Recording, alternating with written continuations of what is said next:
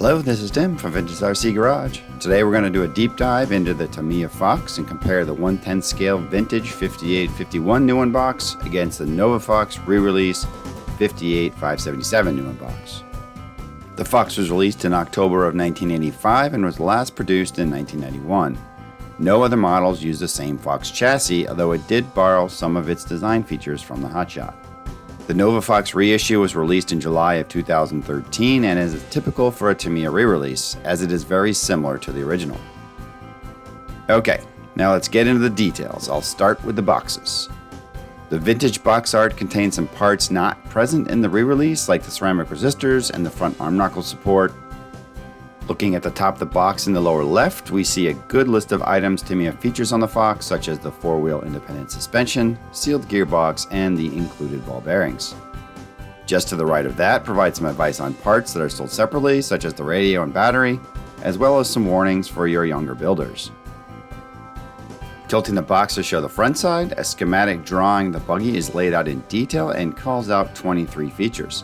Some of these are duplicates from the front, but others are new, such as the steering tie rod, rubber shield that makes the chassis dust-proof, and the rubber axle boots. The right side and left sides are very similar. On the left is the Fox logo, followed by a smaller replica of the primary box art picture. On the right is the Tamiya logo, as well as the kit number and the cost in yen. On the back side of the box, there is another buggy schematic, but this one is more realistic looking. On the right, there are details of both the front and rear assemblies, calling out a few interesting features. The details in the middle translate into some Tamiya marketing speak, such as high-performance driving suitable for victory and utilizing the motor power without waste.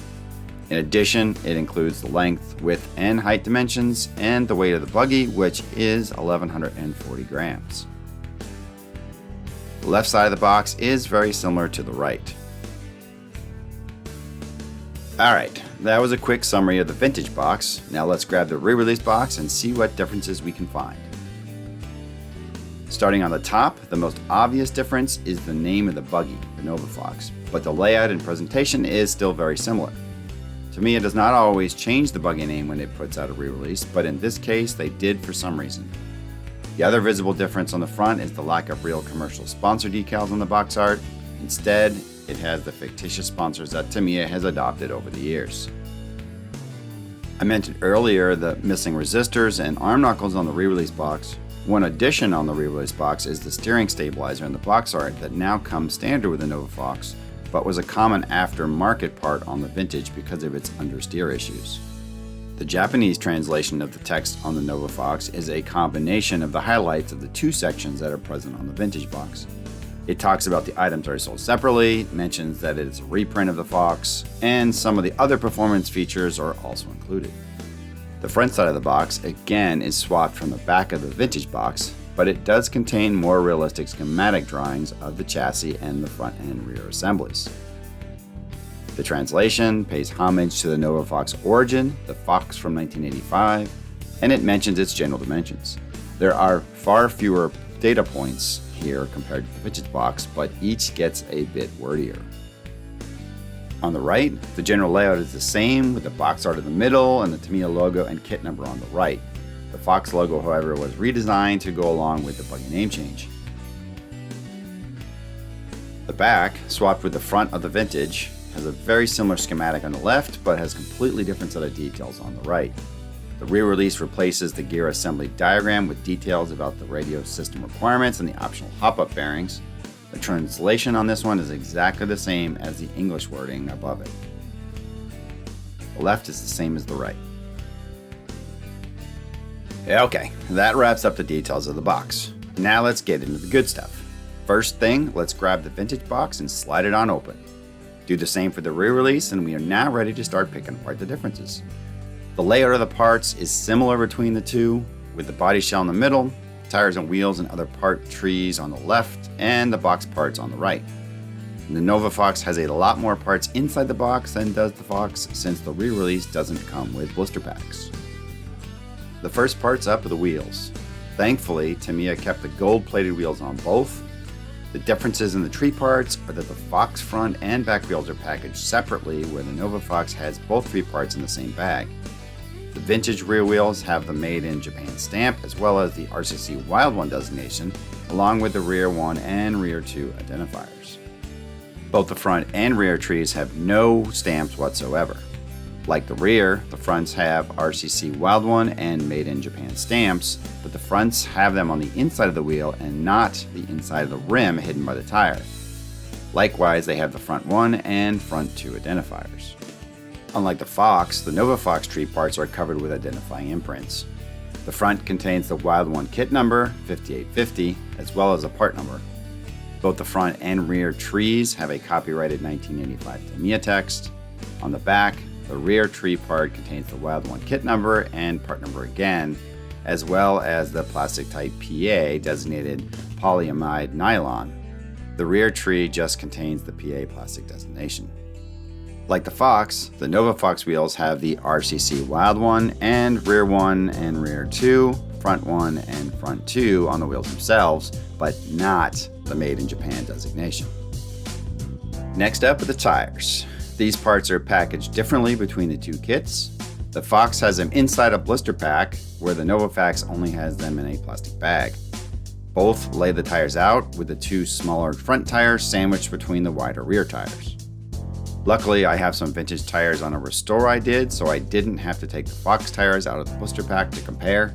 The inside and outside text are both identical. The first parts bag we'll look at contains both the C and R parts trees together. The R parts contains the rear, upper, and lower suspension arms. The C parts come with the rear suspension arms attachment as well as the rear arm knuckles. The vintage R parts has the RCC the Fox and the Made in Japan text. The C parts also has both texts, but the Made in Japan text is in the corner.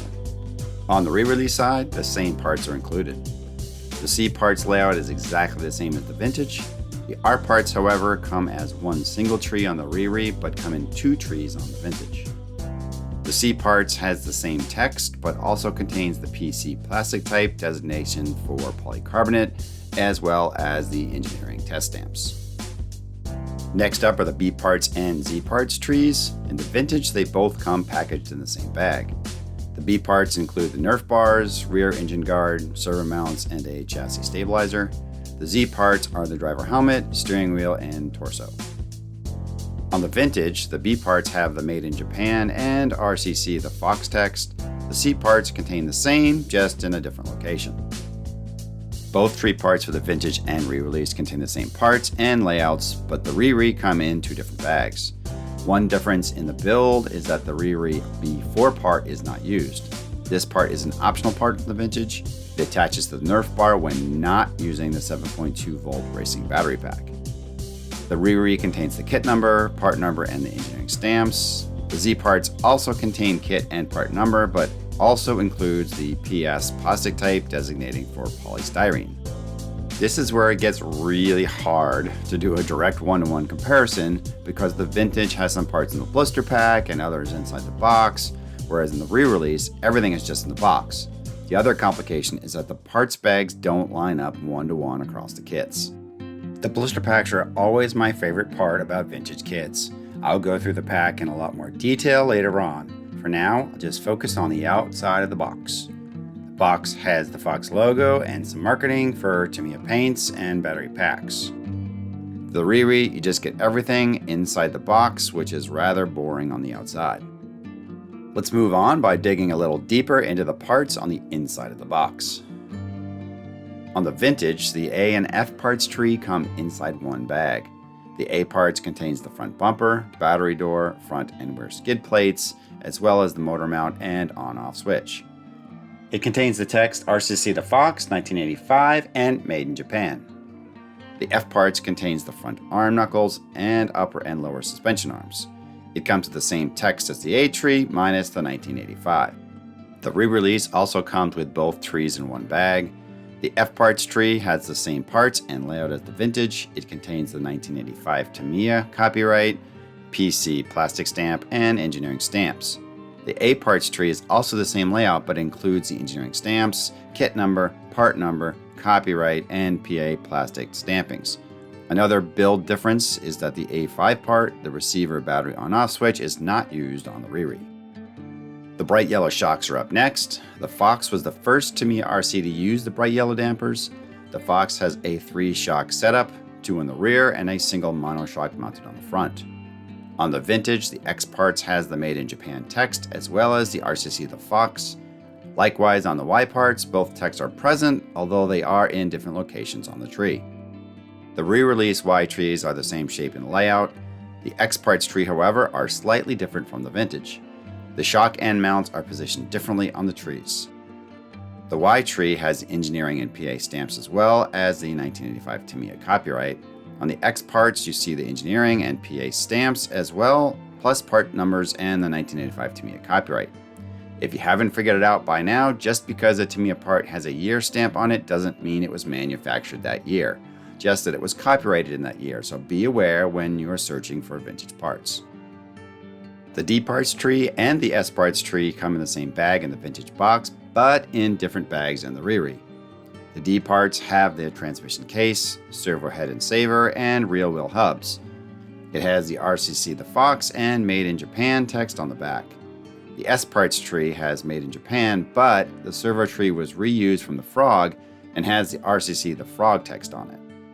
On the re-release, the D1 part, the servo head attachment, is not used. Also, the servo parts tree is listed as the P tree and is completely different. The D has the 1985 Tamiya copyright in addition to parts numbers, PC, and engineering stamps. The P tree has engineering stamps, POM, which stands for polyoxymethylene plastic, and parts numbers. The model number on this tree is 5702, which is the Sonic Fighter Complete Kit series. The screw bags diverge significantly between the two kits. The Vintage kit has 3 bags, which contain only nuts and bolts, and has the traditional stapled itemized label with the normal brass look. The Riri has 4 bags with fully sealed bags and sticker labels with a pure silver finish.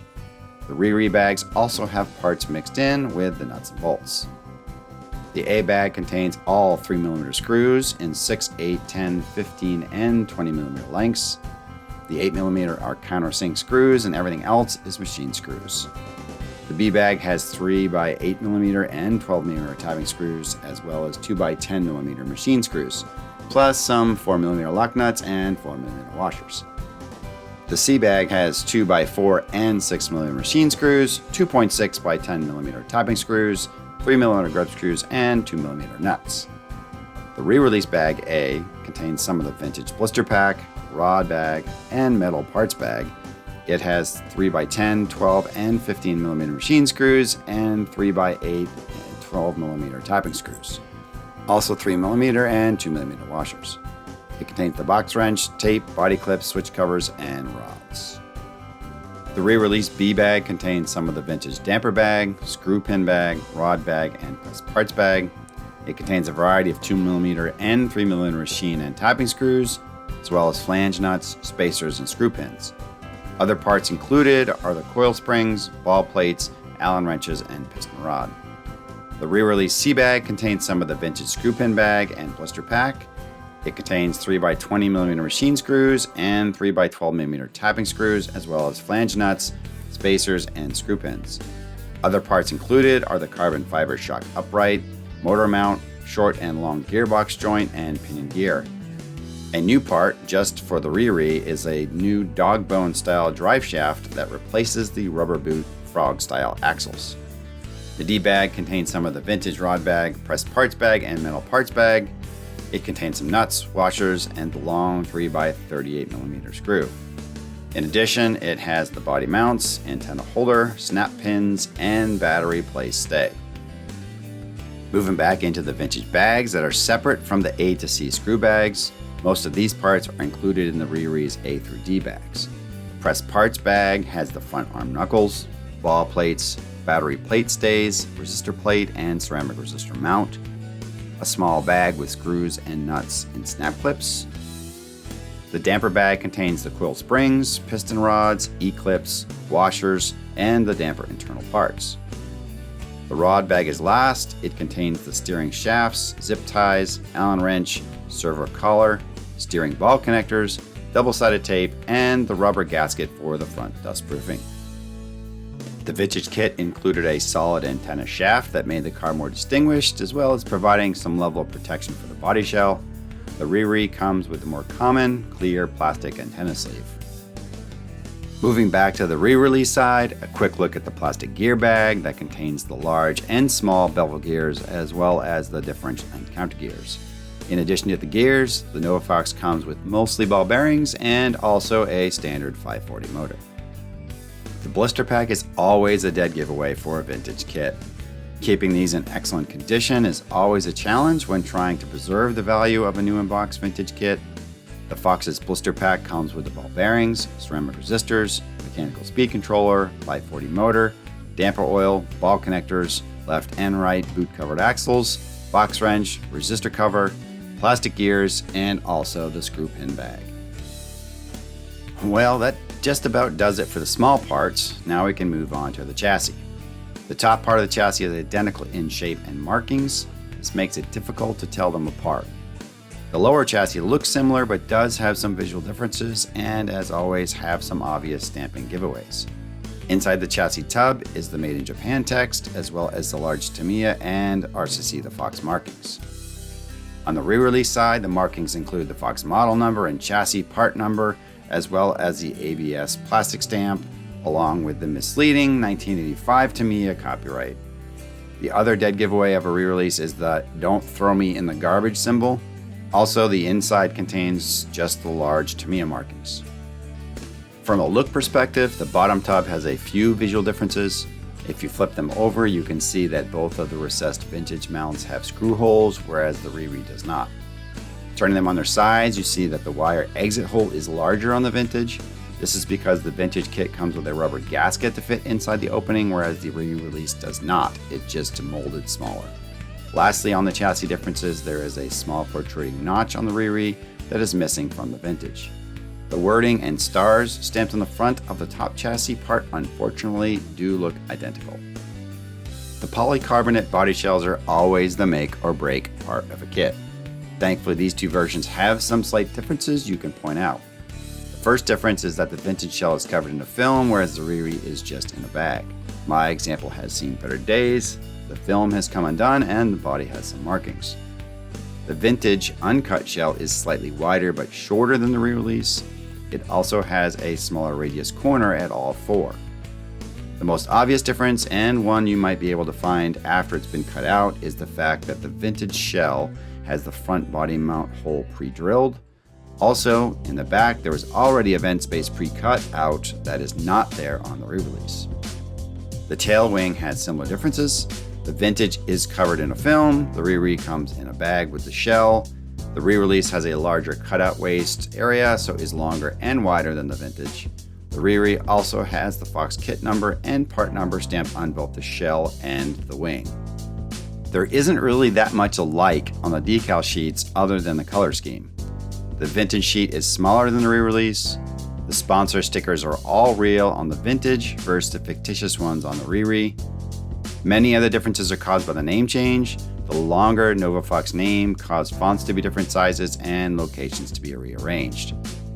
The re-release comes with black decals that act as the roll bars, whereas you need to paint the vintage roll bars. The re-re also comes with window masks to prevent paint overspray. On the re-release decal set, it actually has the Nova Fox name on it and kit number 58577. Which is a nice touch since many other sets reuse the original name and kit number on the re-release decals, which is a pain. The manuals are always an easy one to distinguish. The vintage Fox has real action shots of the buggy, whereas the re-release borrowed from the box art. The Fox vintage manual is unusual in that it is written entirely in Japanese with no other languages. There is also the iconic blue highlights throughout the vintage pages, where the re-re is just boring black and white. One thing I noticed as I was flipping through the re-release manual is that the A through D parts bags have assembly step numbers ranges next to them. This would explain why the contents of the vintage and re-release bags are so drastically different. That is all she wrote. The boxes are empty. These vintage versus re-release videos are tedious, but I really do enjoy doing them. The individual parts of the two kits are pretty similar, but if you have fresh parts trees or new parts bags, they are pretty easy to tell apart. The look of the vintage packaging is just so much nicer to see. The blister packs are probably one of my favorite vintage touches. First, the plain box that everything squeezes into. The Fox is really a fun build, one of the childhood classics. Thank you for watching me compare the vintage Tamiya Fox 5851 and Nova Fox 58577. Stay tuned for more of my exciting content and don't forget to hit the subscribe button. See you next time.